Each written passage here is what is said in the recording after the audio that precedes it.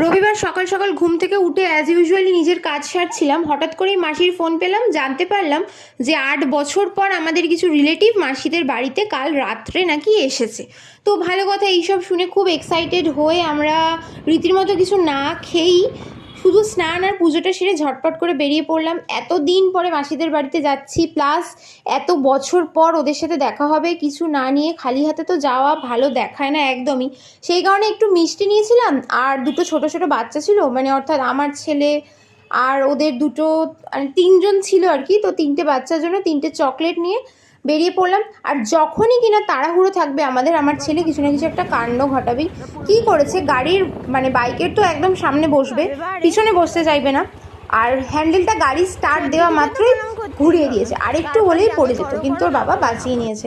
তো এইসব করতে করতে মাসির বাড়ির গলিতে ঢুকে গেলাম। তারপরেই যাদের সাথে দেখা করতে এসেছি দেখি তারাই কোথায় বেরিয়ে